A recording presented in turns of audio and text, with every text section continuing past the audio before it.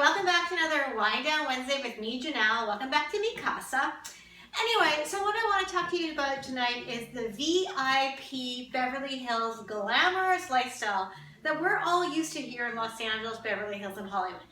Okay, prior to COVID, I would say we all led sort of a wristband lifestyle. You know, wristbands give you access to get into places, into parties, into private events. You know, different wristbands mean different things. Are you the VIP? Are you just a regular guest? Anyway, we had like many wristbands for many events and many occasions. Everything from the Oscar parties to magazine parties. You know, VIP status meant you were invited and you were special. I love going to parties. I love it because I can meet people and mix and mingle and meet all sorts of interesting people from diverse walks of life. Okay, but since COVID has happened, there's really no longer a VIP glamorous life in Los Angeles. And I think some people are kind of wrestling with that, okay?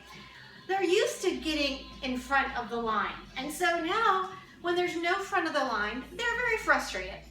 Okay, let me give you an example of something I saw recently where I applauded it. So, Arnold Schwarzenegger, I saw him, he recorded it going through Dodger Stadium or wherever it was, getting his COVID shot, getting his immunization against COVID. And I was like, yay, I applauded him for that because, you know, he's got money and power and he probably could have got someone to give it to him, but he did it like a regular human being. Yay, Arnold. I'm like, that's cool, very cool. Okay, but not everybody else has been so cool with like the new arrangements for the VIPs in Los Angeles. Okay, so a few weeks ago, I was at the hospital, unexpectedly after a surgery. And it was not a fun experience sitting in the waiting room at UCLA Westwood for almost 5 hours. But I just lay there in my blanket, bleeding, waiting for help. But I was watching everybody that came in and out there. Okay, so an elderly woman and her husband, he was in a wheelchair, came in, and he needed a blood transfusion. Okay, granted that's serious, but you know, everybody there has got something serious going on.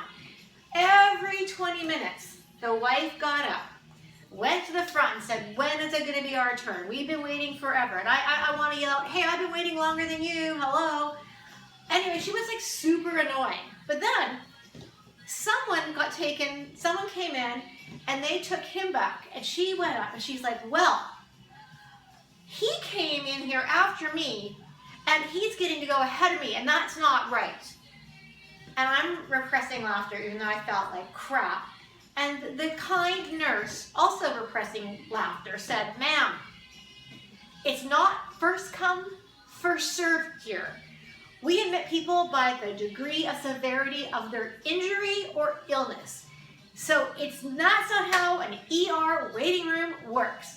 Well, she was frustrated, went back to her seat, and I saw her give me a dirty look when I actually got to go into the ER before her. But you know what?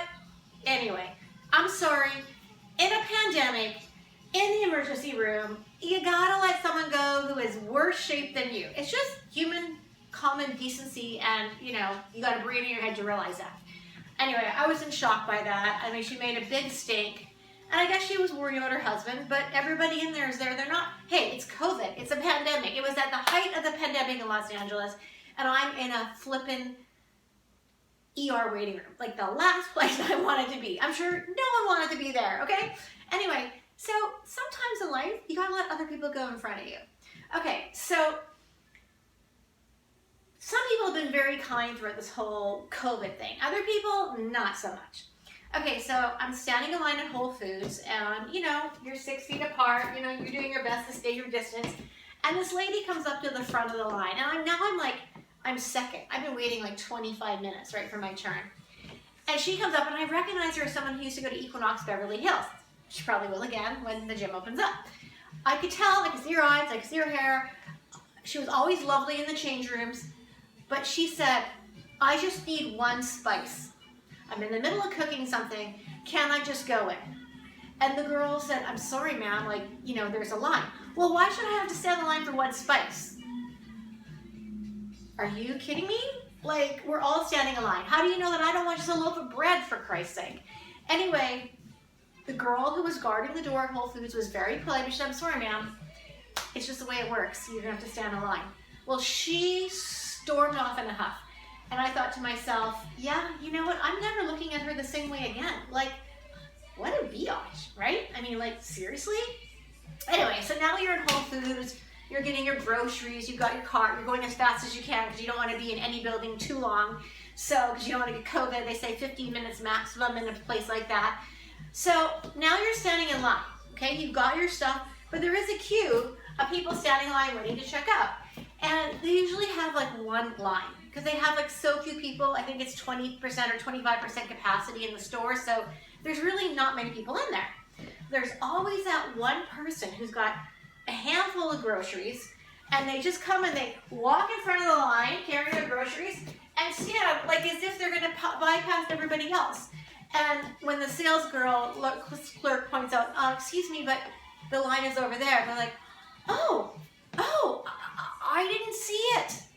I didn't see there was a line. Okay, meanwhile, everybody in line is looking at each other like, yeah, we are just standing here for the good of our health. Exactly. Anyway, I don't like entitled people. I don't care how rich, famous, whatever you are, everybody should be treated equally. And it's at any time, but now especially, get in line. God. Anyway, then I was at the bank. Now, another stressful situation to go to. Not only because I'm not working and have no money, I'm trying to find a way to turn straw into gold. Yeah, that's stressful. But, okay, so standing in line, and this lady comes up to the front, and she cuts in front of people. And the man in front of me said, excuse me, but there's a line. And she goes, I just need to get in my safety deposit box. I don't need to do any teller activity. Well, I thought World War III was going to break out because people got very upset with her. They're like, excuse me, you need to wait in line. We don't care. You know, we've been waiting in line. And it got a little vicious in the bank. And, you know, finally the lady went and stood in line. But I was like, you know, does your need to get into your safety deposit box, is that better than my need to get money from the bank or pay a bill or whatever I'm doing there? Just stop being so entitled, people, and take a lesson from what we're going through now and carry that to when this is over. So hopefully you will be able to be more appreciative of the wonderful gifts that are given to us when we get to go to fun parties and events, and be more considerate of other people in your life. Anyway, I did something recently, which I never do, but Facebook had this thing called Your Passbook, and it was like, I think $60. And I bought it. And I'm so glad I did because it's like memories from like the last 4 years. And like, who prints out pictures anymore? I certainly don't. So it's all these pictures of all these fun events I went to and all the friends that I have. And it's like, I realized I used to have a really good life. Like I had a pretty big life here. So hopefully I will have that again. Anyway, I love this book. It's something I can sit and look at and go, okay. And the funny thing is you kind of find out who your friends are. Like, you know, the people who you hang out with the most are obviously in most of the pictures. So it's like no one takes pictures anymore, but it's nice to have a collection of memories, especially when the last time I wore a long dress to an event was well over 2 years ago. Anyway, on that note, have a happy Wind Down Wednesday. Try your hardest to be kind, be patient, and take that. We got to learn lessons from what we've gone through. You know, we have to learn lessons from this time. Go forward in life. Remember, just because you're driving the big car or you walk events at red carpets, take a lesson from Schwarzenegger. Wait in line. Take your turn. Kindness counts. And on that note, hey, it's Vogue. Put on a little music.